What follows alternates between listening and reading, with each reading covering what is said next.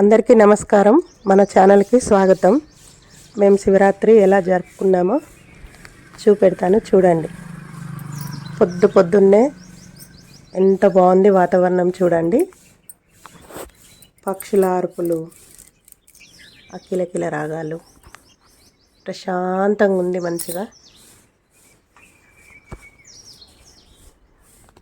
పొద్దున్నే లేచి మంచిగా ఇల్లు వాకిలు ఊడ్చుకొని నీట్గా చేసుకొని మంచిగా ముగ్గులు వేసుకొని అలికి ముగ్గులు వేసి అదంతా కడిగి పిల్లలు సందడిగా మబ్బులు నెలేసి పనులన్నీ చేసుకొని శివరాత్రికి రెడీ అయినాం.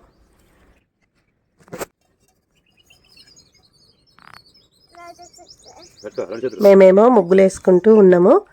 పిల్లలేమో పాలైన వచ్చిండు, పాలు పడతాండ్రు. దేవుని సామాన్ తేవడానికి బజార్కి వెళ్తున్నామండి. అన్నీ అక్కడ సామాన్ చూడండి. పూజ సామాన్ తేవడానికి బయలుదేరి అన్నీ దేవుని సామాన్లు, పండ్లు, జాగరం చెప్పులు. అసలు రోడ్డు సందలేదు మళ్ళీ. రేట్లు ఈ సంవత్సరం ఎందుకో బాగున్నాయి. ప్రతి వస్తువు రేట్లు ఎప్పట్లాగా లేవు ఈ సంవత్సరం.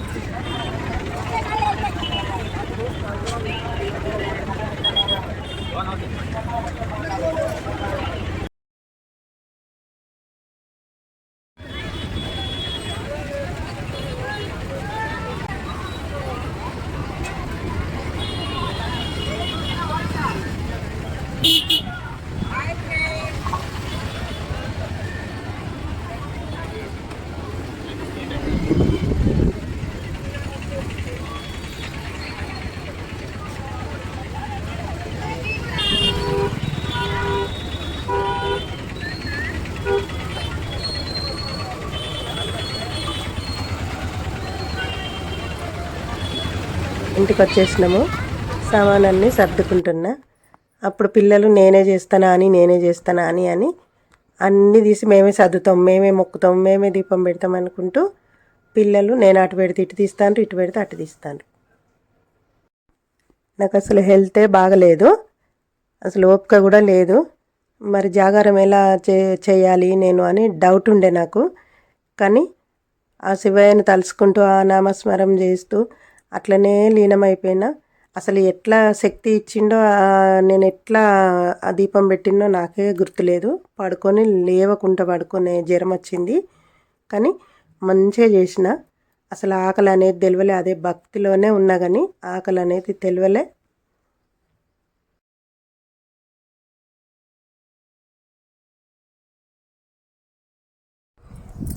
ఇంట్లో దీపం పెట్టుకొని ఫ్యామిలీ అంతా కలిసి గుడికి వెళ్తాము.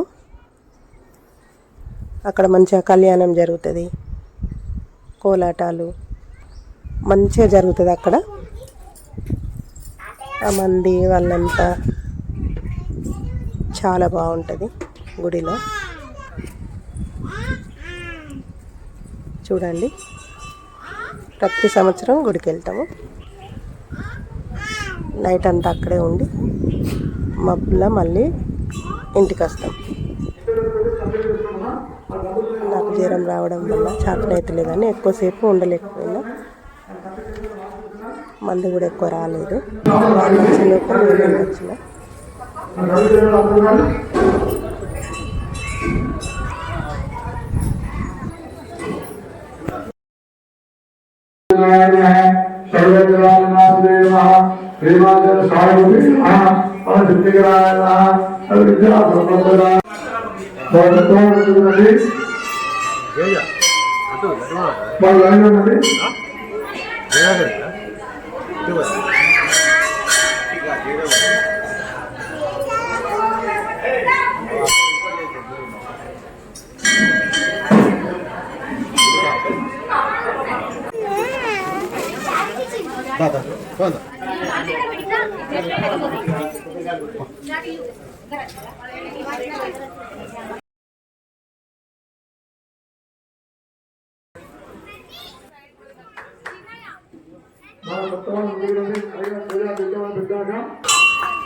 ఆడవాళ్ళు మగవాళ్ళు ఒకటి ఉండండి.